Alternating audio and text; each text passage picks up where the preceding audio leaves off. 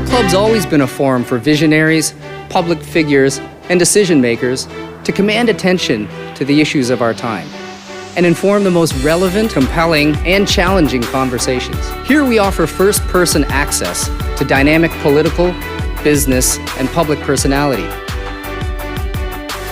The Canadian Club is one of the most important podiums anywhere in the world that a Canadian can speak to, tell Canadians what it is that they think, develop those thoughts.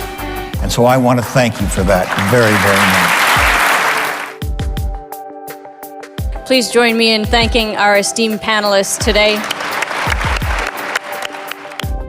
Through our programs and events, including our youth and young leaders programs, our diversity partnerships, our joint events, and our media and social media opportunities, we offer you access to dynamic political, social, and business figures from abroad and right here at home. The platform from which the eloquence of Canada has flowed all of that time, whether it be business, education, politics, sports, arts, and culture. If someone wants to say something to Canadians about this country and about the future of this country, this is the venue you choose. Good afternoon again, and a warm welcome to those of you joining us online at CanadianClub.org. My name is Glenn Parkinson, and I'm president of Canadian Club Toronto and today's host.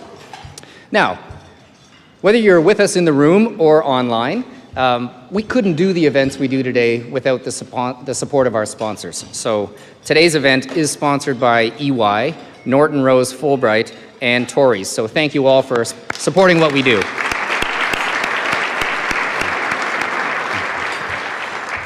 I'd also like to acknowledge our seasoned sponsor, Canadian Bankers Association, and our airline partner, Air Canada.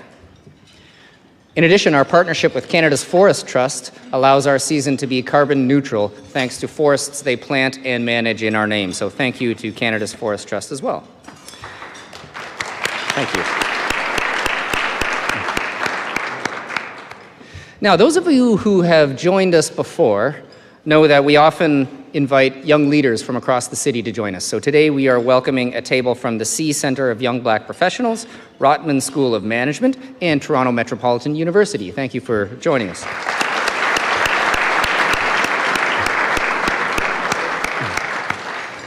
And lastly, one of my favorite aspects of our events, and one that's close to me today because I'm going to be helping lead a Q&A, is the ability to get involved in our discussions. So you'll see a question card on your tables.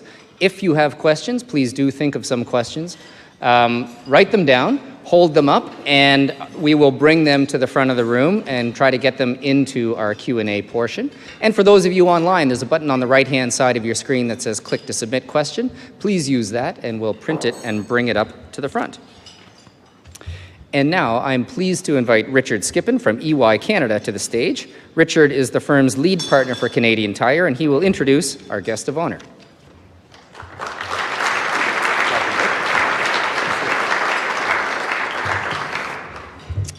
Good afternoon. My name is Rich Skippon, and I am EY's Global Client Service Partner for Canadian Tire. In this role, I get to work with one of Canada's most iconic companies, bringing the best of EY to support Canadian Tire in achieving its ambitious strategic agenda. And I get to spend time with an organization that is my retail therapy. Contrary to what my wife might say, I firmly believe you can never have too many maximum tools. This role also affords me the privilege of introducing today's speaker, Mr. Greg Hicks, President and CEO of Canadian Tire Corporation. We all know Canadian Tire has long been more than just tires, but the size and breadth of CTC is impressive. Today, it comprises 11 banners, retail banners, including Canadian Tire Retail, Marks, Sport Chek, and Party City, as well as Canadian Tire Financial Services and CT REIT. It owns brands that include Helly Hansen, Paderno, Canvas, Mastercraft, and of course my favorite, Maximum, to name a few. Greg was appointed CEO of this large enterprise on March 12, 2020.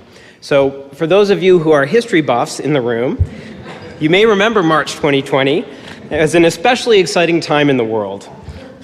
If you talk about March 12th specifically, that was less than 24 hours after the World Health Organization declared COVID-19 a global pandemic. I can't think of a more challenging time to take the helm of any company, never mind a predominantly bricks and mortar retailer. Greg successfully led the company through the pandemic and has described the experience as a master class in leadership, teaching him more in 6 weeks than he would have learned in 6 years. And it's a good thing, too, as the pandemic was just the start. It was followed by a supply chain crisis, runaway inflation, rocketing interest rates, and of course a collapse in discretionary spending. They say resilience is the new critical leadership capability. I would propose that Greg has this in spades. Through all this, Greg has remained focused on building and transforming CTC. He has aligned the enterprise to a clear brand purpose. We are here to make life in Canada better. He launched a strategic growth plan with focused investments in areas critical to building CTC for tomorrow, including the expansion of the owned brands portfolio, investing in connected omni-channel customer experience, strengthening supply chain infrastructure, and modernizing IT. Overall, he is driving sustainable long-term growth that delivers value to all CTC's stakeholders. Greg is relentlessly focused on bringing customers the products they want and need to make life better, to make life in Canada better. Whether that means expanding the own brands offering or pursuing acquisitions like Party City, which has attracted a new customer segment to Canadian Tire Retail. Greg was named Distinguished Canadian Retailer of the Year by the Retail Council of Canada in 2023 and is the past recipient of Canada's Top 40 Under 40. He is a member of CTC's Board of Directors and the Board of Directors of the Business Council of Canada. Previously, he was a trustee for CT REIT and the former chair of the Retail Council of Canada. It is my great pleasure to welcome Greg Hicks to our stage as the speaker this afternoon.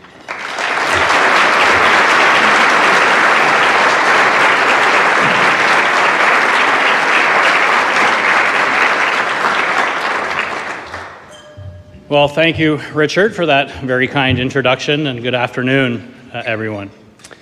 Before I begin, Glenn, I'd like to thank you and the Canadian Club for inviting me, EY, Norton Rose, and Tories for sponsoring today's event. This is my first ever appearance on the Canadian Club stage, and I'm pleased to be here this afternoon. I know that your time is precious, and I'm flattered that you chose it to spend it with me. It goes without saying that we are living in challenging times, from continued economic uncertainty to ongoing geopolitical unrest. And given the lack of winter we just experienced, many parts of Canada will likely be bracing themselves for another summer marked by extreme weather events. For retailers, both Canadian and globally, we're currently facing three distinct categories of challenges. The first is the disruption challenge, which is not new. Retailers are managing a shrinking middle as they're pinched on one side by dollar and discount stores and the other by luxury brands, all while fighting the ever-encroaching e-commerce behemoths. The second is the post-pandemic affordability challenge, which is relatively new. Although the lockdowns forced many retailers to swiftly upgrade their online presence systems and processes, it wasn't long before we were hit with rising inflation, unprecedented interest rate hikes. This fundamentally changed our operating environment, and the resultant softened consumer demand has significantly impacted industry earnings, including our own. The third is the change challenge, which is ever present.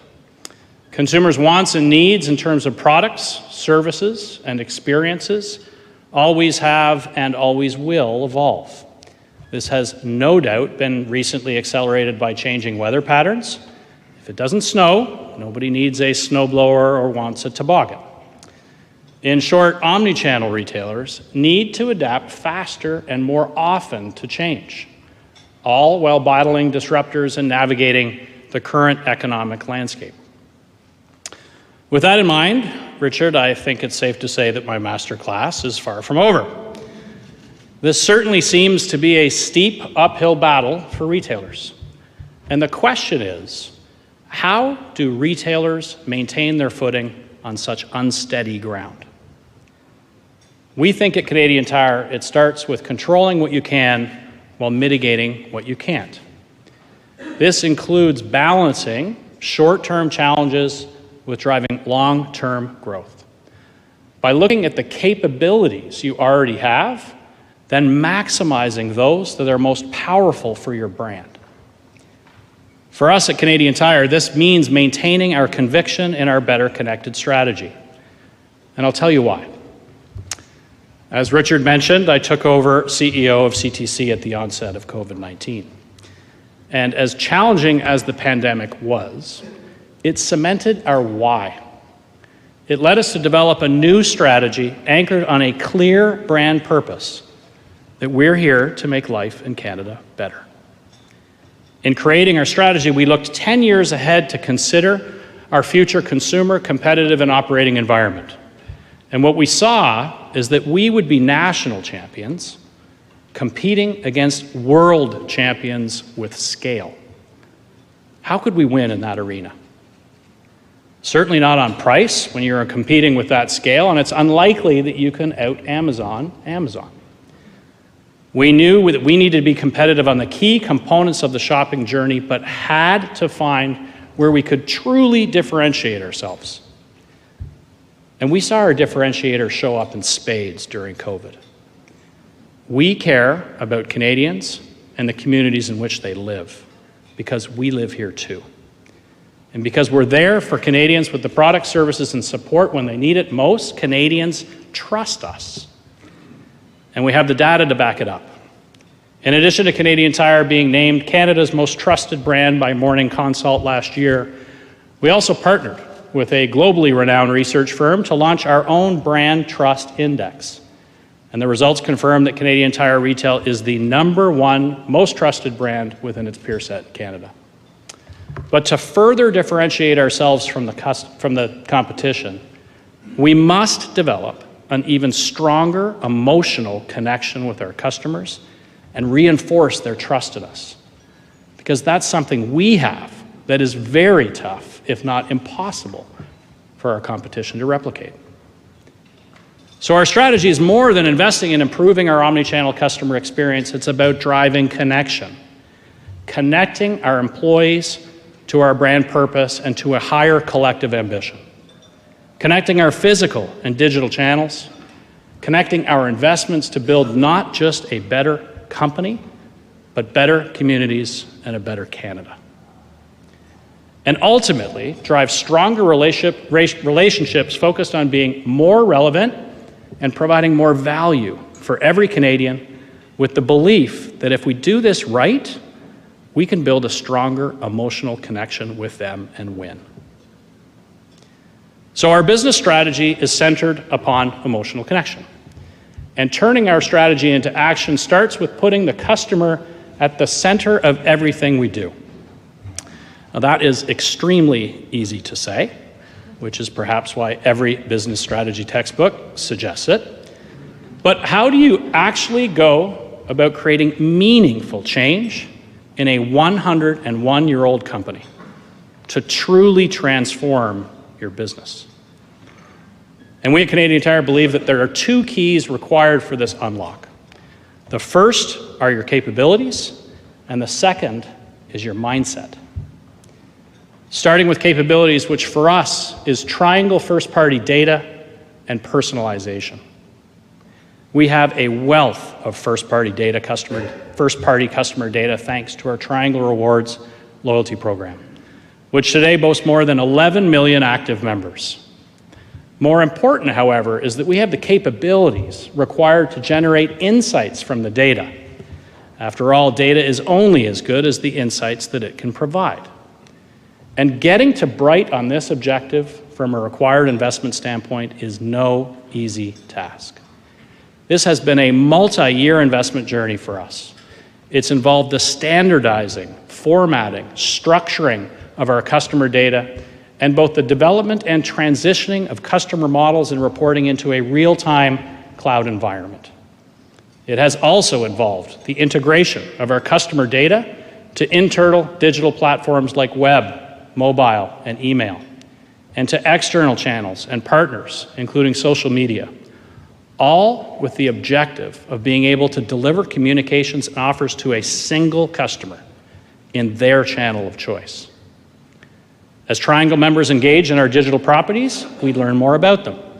And the data insights we gleaned are used to continuously optimize the program, allowing us to provide a more contextual and relevant experience and the most appealing offers for each customer. We believe at Canadian Tire that personalization isn't where successful loyalty programs are going. It's where they are today. But we believe that the generative AI era requires a data infrastructure that is flexible, scalable, and efficient. And our behind-the-curtains work on the structuring of our customer data positions us to utilize AI for advantage. Sustained loyalty requires hyper-personalization through one-to-one offers and experiences that resonate with customers on a personal level, creating a strong emotional connection that keeps them coming back. The second key for putting the customer at the core of everything is a mindset shift in terms of how we view our business. We needed to move from seeing ourselves as an old-school conglomerate or holding company, one with individual retail banners, financial services, and a real estate arm that all operate separately, to an operating company whereby we put the customer at the center. In this model, we think about how our group of companies as a collective can shift its relevancy from share of wallet to share of life. The mindset shift is critical. I say is, not was, because the mindset shift is still work in progress for us and might be 10x more difficult than the investment in the right capabilities. When we began this journey, the average Canadian didn't even know that Canadian Tire Corporation owned Sport Chek or Mark's. Our organizational structure is predominantly decentralized around each of our businesses, with some shared functions and matrixed accountabilities. When you operate this way, not only is it tough to take advantage of any real scale, but the trust halo we've built at Canadian Tire can't transcend to and benefit our other banners. It certainly isn't easy bringing all of your banners and brands together in the operating company format, but it's not impossible. Especially for us when you have a strong, unified loyalty program to power your transition. A loyalty program where each component gains scale and advantage from the system, and all components work together to amplify and render each other more valuable. The result of this evolution for us is what we call our Triangle flywheel, which is so much more than a loyalty program. It's a system whereby consumer trust begets more trust and connection begets more connection. All it needs is that first push. When we acquire a new Triangle member in one of our banners, there is great value created in all of our banners. We use the system and all of its components to create more value one member at a time, value that keeps that member coming back.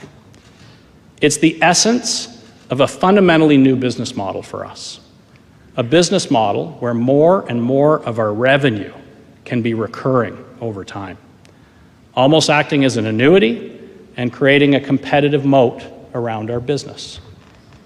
And if we do this right, the end result is trust. And as I said, trust is the crux of our strategy. We are building an emotionally connected, data-enabled organization. And as our flywheel continues to gain momentum, it spins out opportunities to create new products, new partnerships, and new profit pools. Last year, we launched a new product, Triangle Select, our subscription loyalty program that delivers enhanced value across the system to our members. And by the end of the year, the program had over 45,000 members. But what was more important is that we had evidence that the program worked. In 2023, Select members visited our retail banners more often and spent almost 40% more than similar members who were part of our control group. Now we're moving our focus to scaling membership, including launching a series of tests to a large portion of our membership that offers subscription trial or the opportunity to sample some of Select's most valued benefits to encourage subscription. On the partnerships front, such as our recently launched partnership with Petro-Canada, we can drive greater Canadian Tire money issuance, capture even more first-party data, which fuels our flywheel. And finally, although it's still early days, we're very excited about the potential of our retail media business, Triangle Retail Media. Data, and more specifically shopper data, is the lifeblood of differentiation for emerging retail media networks as an advertising service to marketers.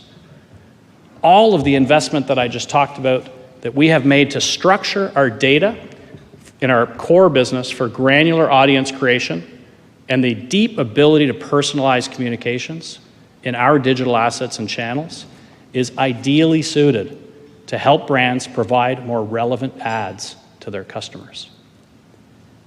In addition to this being a new revenue stream for us, it strengthens our connection to our existing vendor partners. That helps us ensure we continue to have trusted, reliable brands, which in turn fuels the flywheel.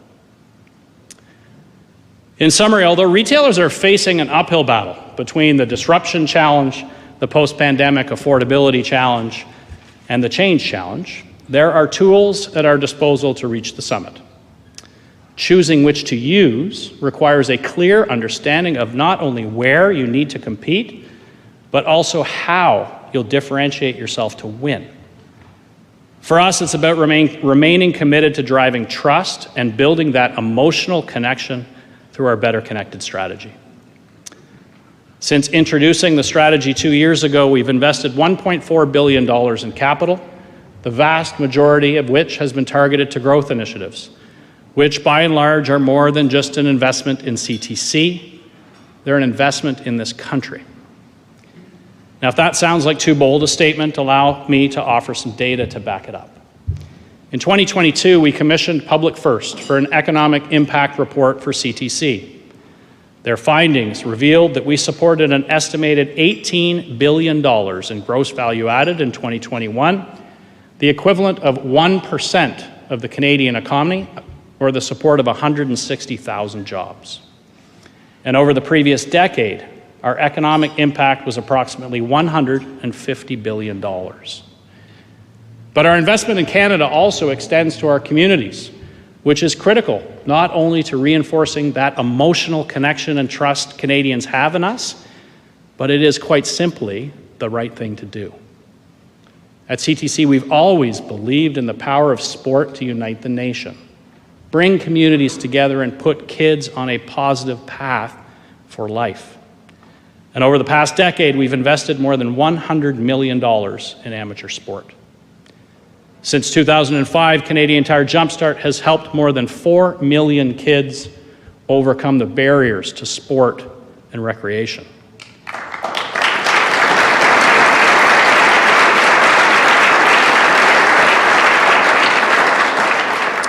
What started as a mandate to break down financial barriers, Jumpstart expanded to tackle accessibility and gender barriers as well.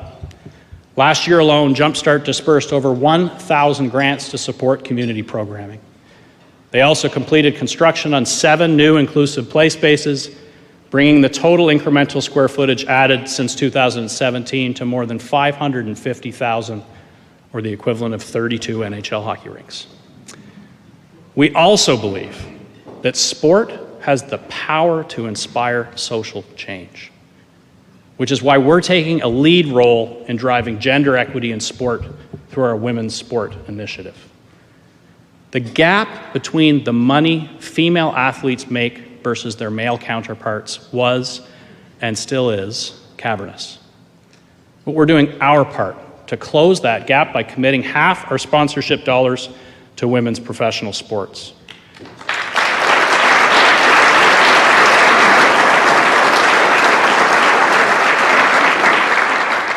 We believe that by investing in women's sport, we're investing in women, and that is a good investment for Canada. Supporting our local communities is not a new idea for us, though. It was instilled by our founders, and Canadian Tire dealers have embraced this spirit of giving wholeheartedly. From generously donating to critical local organizations and infrastructure, to stepping up during storms and natural disasters, to supporting community groups and sports teams, we never have to ask them to make life better. Because as Canadian Tire dealers, it's just what they do. When we say that we're here to make life in Canada better, we mean it. This is not window dressing or a catchy slogan. This is who we are. And we're putting our money where our mouth is. And the result is not only increased trust and a deeper emotional connection, but a stronger nation overall. Canada needs businesses to step up and eradicate our weak record in business investment. Business investment levels are lower than they were a decade ago. And although not the only reason, this lack of investment as a percentage of GDP is a large contributor to our country's weak productivity. Our purpose is not something that we back away from when times get tough. If anything, the current challenges point to the fact that we need to double down for the future of our company and our nation. Thanks very much for your time today, and I look forward to answering your questions.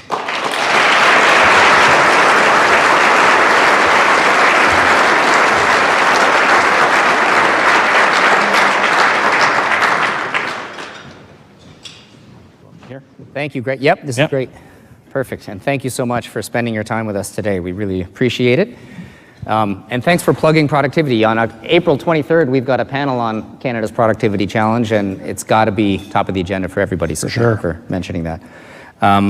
So we've got about 15, maybe on the 15, 16 minutes for questions. So please submit your questions. Be nice. Be nice. You covered a lot of ground there. With the data, maybe just to start off, with the data and the view of the Canadian consumer you have now, how would you say the consumer is doing in Canada? It's tough. You know, it's really tough, and we have all sorts of data, as I outline, you suggest, et cetera. When you look in aggregate, when you look at what's happening in terms of spend in the average Canadian household, I'd say we saw a marked decrease in consumer spending almost immediately when the surprise interest rate came down in June of 2023. To those who aren't in the industry, I tell them that story and they just don't believe that it's that causal or direct. And we saw it immediately in our data, and it continued to progress and widen throughout the balance of 2023 and into 2024. And the softened consumer spending really was impacted in every income level, across the country. But where we really have seen it show up materially is in highly indebted households in the suburbs of Ontario and BC, which would probably stand to reason given the amount of just migration out of big city centers in the early days of COVID and larger mortgages. We, as you point out, we have a financial services organization, lots of data, over $20 billion worth of spend on our credit cards, with a small percentage of that in businesses that we own. And I think the average Canadian household, based on the data that we see, is spending on food and shelter, and just cutting back on everything else. If you keep double clicking and you think about how it's showing up in the four walls of the businesses that we own, we're seeing absolutely a trend to repair versus replacement. We're seeing trade down in quality, the quality and price architecture, good, better, best, best to better, better to good. And we are absolutely seeing a fairly wide performance bifurcation between our essential and discretionary businesses. And although I think we like to say that we're avoiding, as a country, a technical recession, I think it's very safe to say that we've been in a discretionary product recession for many quarters. So overall, I don't think it's a very good picture, unfortunately. I think the consumer is in tough, and and there's some structural uncertainty with respect to mortgage rates and very stubborn inflation. And so the Bank of Canada and others have a tough job, and we're waiting for the right signals. I think we'll look for hopefully beyond a signal and some hardened action around a reduction in rates as we move throughout the year this year, and hopefully we see that immediate causal consumer behavior the other way, and we'll certainly be able to pick up signals from the customer once that happens. Right. Now, one aspect of Canadian Tire, I guess, is the breadth of the assortment and the breadth of the brands gives you some discretionary, but non-discretionary as well, exposure. But with that must come a lot of complexity in the supply chain. And when we had Tiff Macklem here in December talking about the rate environment and talking about supply chain shortening, potentially being an inflationary element, how are you adjusting the supply chain strategy and trying to prevent a cost transfer to Canadians who are already under pressure? Yeah, I mean, dual focus for sure in our supply chain organization and function. It's been a hallmark capability for us for years. I mean, operating in this country in retail, I think a lot of retailers that have come up here from the South just realize how difficult the supply chain is. So this is a core capability of Canadian Tire. We've been working at it for 100 years. And the dual focus really was access to product, during COVID in a structure issue in the global supply chain industry and supply side economics. And I think we really used our capabilities and our relationships, whether that be freight forwarding or railco or transport company, or just inside the four walls of our centralized supply chain centers, to be able to punch above our weight and get Canadians the products they were looking for when they were hunkered down in their homes. But with that brought enormous inefficiency, not just to our supply chain, but many supply chains around the world on the retail product side of things. Lots of third-party logistics facilities needed to be stood up, integrated from a technology standpoint, to just be able to manage the throughput associated with the boom in discretionary product demand. And so now we're starting to see that unwind. Right. Things like global freight rates are a fraction of what they were in the height of the pandemic. Factories are below capacity as opposed to above capacity all over the world.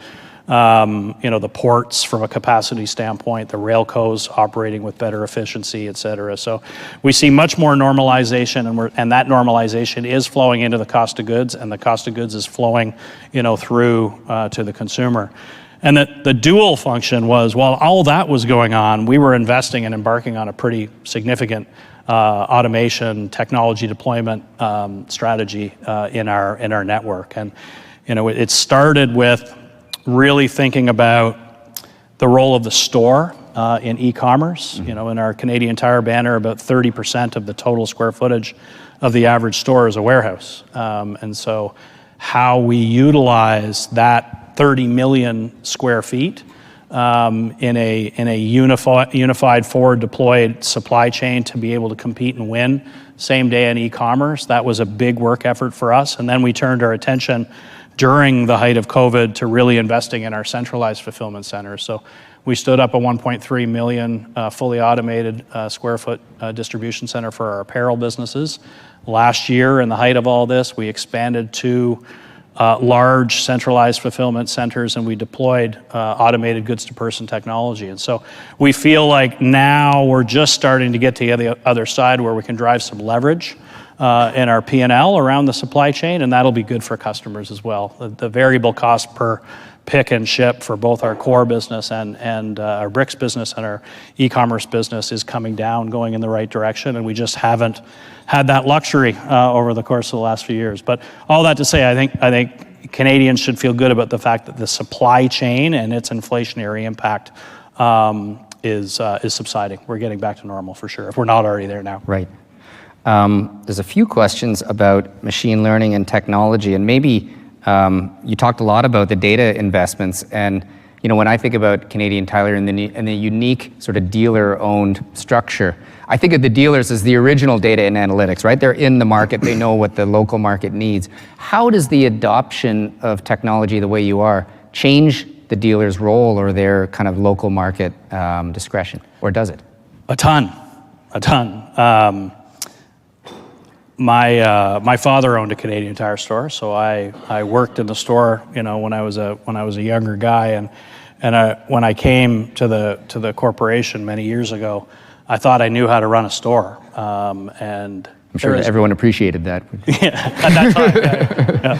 There is no way I could run one of our stores these days. They are, fully integrated technological operations, and that goes all the way from visibility back into the supply chain to receiving product at the back door and moving it efficiently with data to the floor, the selection of merchandise curated, to local demand profiles. All done through AI on proprietary platforms that we've built over the last few years. And to the untrained eye, you walk into one of our new concept stores as part of our Better Connected strategy, and the technology is fairly subtle. But from an operations standpoint, there's nothing subtle about it at all. The stores just could not operate without technology. From employee-facing devices to customer-facing devices to micro-fulfillment, automated capabilities around the storage, the receiving, the replenishment, and the geolocating of inventory. And I think one of the things that has been really beneficial, and we're just starting to feel like we're at value creation on this, is you deploy point-to-point solutions into a retail environment, whether that's a new POS or, for us, an auto service business or something to do with ordering or pricing or search for store associates. It goes on and on and on. Those systems eventually, if you want to become customer-focused, need to all connect. And so part of that customer data that I talked about and the organization and structuring of it, we had hundreds of different systems that were collecting some sort of customer data. So whether you had a returns desk at the store or the auto service counter, or you sign up for an auto club membership, or you have a credit card, or you're on our website, et cetera. And so the work effort to be able to connect all of that, to be able to understand, or I guess the macro capability is customer understanding, has been no small work effort. And as I said in my prepared remarks, we believe what gets forgotten in terms of the utilization of some of these emerging technologies is the ability to have your data structured for it to actually, the machine to do its thing. Just this great breakthrough generative AI technology in the absence of the right structure, you're not going to create a lot of value. And so we're in a position now where we think we can really scale value because it just doesn't work on its own. Right. And so, yeah, the stores, like I said, it's an unbelievably different experience in the running of the store and how a customer engages in their shopping journey. It may start online and end in store, or vice versa. And just that connection, talk about the importance of connection in the Better Connected strategy, it's such a wholesale change. Yeah, and just the building blocks, the data building blocks you've put in place are so important. And 11 million Triangle members is a lot richer a data set than paper Canadian Tire money. However, I will say, when you talked about the emotional connection, I was telling Susan, I was thinking about, as a child, when I was 8, I would get all the Canadian Tire money that my parents would collect, and I would hoard this stuff. And then I would go to the Hespeler Road store and I would stare at the fishing lures because I had $7. This is before the $1 denomination, so that's a big stack. Yep. And I would just stare at it, right? So for me, going to Canadian Tire was possibility, and it was agency that I didn't have in my 8-year-old life anywhere else. Like, I could buy stuff. It was really exciting, and I think that made it an emotional connection. How else do you look at emotional connection as we move away from Canadian Tire money, which we have? How else do you think about it? And there's a few questions about Canadian Tire money. Okay. Yeah, sure. I love those kind of personal experience stories, and I think that is the quintessential essence of the emotional connection, right? Right. In that, we curate an assortment for life in Canada. We don't have 2 million products in our digital catalog.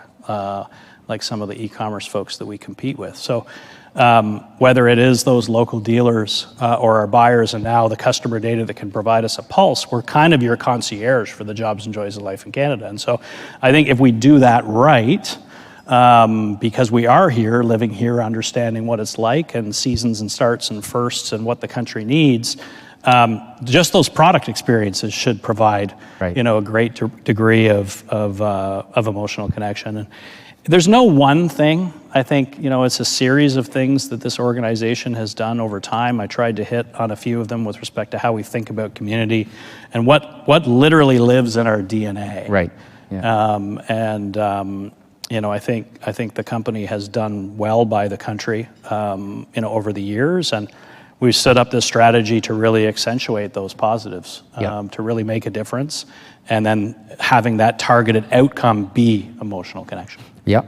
Okay. And then for we've got a few different questions that hit at the same thing. Some people must be emotionally connected to their bills still, but there's a question: what can I do with my leftover Canadian Tire paper money? Just keep it. Just keep it. I have a nice drawer of it. This is Canada. I think you can. I actually think you can take it into the store, and you can. Oh, there you go. That's the official word. You can take it to the store. Take it into the store and convert it for a whole bunch of great durable goods that you need. A couple that are environmentally related. What's Canadian Tire doing for the environment and sustainability and protecting the land? Can you say a little bit more about your sustainability? Yeah, I mean, it's not new for us, but how we organize, the organization, because there's no one function really in terms of how we're centralized, or in terms of how we're structured, that really gets at thinking through ESG at a macro consumer level when we go to market in the manner in which that I talked about. And so, we have spent a lot of time organizing a leadership committee led by Susan here, our ESG council, and last year was the first year we put out an ESG report that has commitments on a whole number of fronts. That works itself now right into our capital planning agenda, and one of the things that we think helps us steward in this area is we have a committee of the board, a formal committee of the board, that looks after and stewards our brand.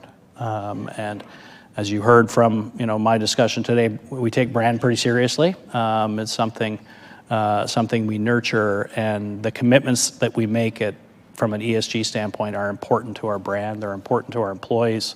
They're important to our customers, and so we put the requisite amount of formality now into that, all overseen by a broad cross-section of executives and supported by our board. And so I couldn't be happier about the progress that we're making. If you've got any bedtime reading, it's a pretty good report, and you can get a pretty good sense of all the things that we're working on. Great. And a related question, maybe one level deeper. You mentioned the change challenge and connecting with the core customer as priorities. Now, electrification is a big change taking place in Canada, maybe at different rates. But how do you believe Canadian Tire has the opportunity to evolve and respond to electrification? Now, I'm assuming they mean vehicles and stations.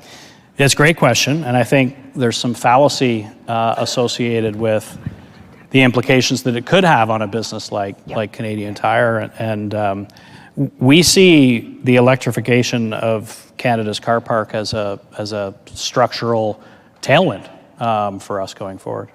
The top 5 jobs in an automotive service center represent 85% of our business, and the majority of those jobs still live on with electrification.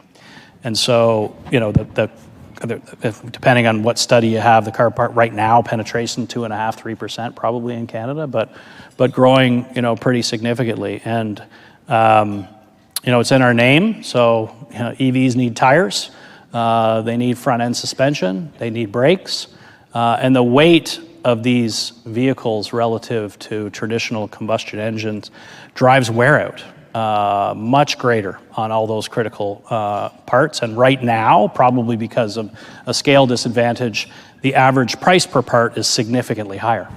So for us, we have the most amount of service bays in this country. We've got capacity in that asset going forward. We have spent a significant amount of time deploying technology around the customer experience specifically. And we think we're poised with all of the assets to be a winner as EV penetration really moves through the fleet in the country. Okay. We've got probably time for one more, but we've got many. So I'll give you two and you can choose. Sure. How's that for a nice moderator? Can you share an insight gleaned from data, and your unique data, I guess, that led to a strategy or a tactical change or growth? Or we've got others saying, tell me more about Triangle Retail Media. So take your pick, and we'll probably wrap it there. Well, I'll leave you wanting more on Triangle Retail Media. It's new for us, as I said. We're really excited, and the great thing is all the capabilities that we've been building sets us up very, very well to go after this new profit opportunity. The acquisition of Party City was almost exclusively done through the interrogation of our customer data. To some who cover our stock, maybe even some of our big investors, they were, giving us a little bit of a head nod when we announced that acquisition. And then when you walk them through the crossover in terms of especially CTR, Canadian Tire Retail, and Party City, they're the same customer. And our ability to engage with a younger, more female-oriented metric or customer demographic and an active household, where absolute sweet spot for us from a customer standpoint. The acquisition was so much more in terms of the customer overlay and what we expected to get at a per customer level, not only in terms of what we could bring Party City in terms of access to 11.4 million members and tucking them into our Triangle program, but what Party City could do for our business at the member level. So of course we take the board through traditional metrics like EBITDA and a multiple and cash flow and assets and all those types of things, but I can tell you, I remember vividly, because I was the one standing up there, suggesting that we needed to do this. Most of the analytics that we walked our board through that ended up in us acquiring Party City's Canadian operation, where it was 80% customer, 20% numerics, traditional numerics. Right, and driven from your own data and assessment of it. Okay. Absolutely. I can give you a few seconds for a last word. Anything we didn't cover that you wanted to leave us with before we wrap? No, I mean, as I said, I'm a little out of practice with these types of things, so I'm flattered that you spent some time with me and the team. I've got a lot of team members here today. I have an absolutely fantastic team that lives brand purpose every single day. So hopefully you got a chance to meet some of them today, and I just appreciate your time. Thank you.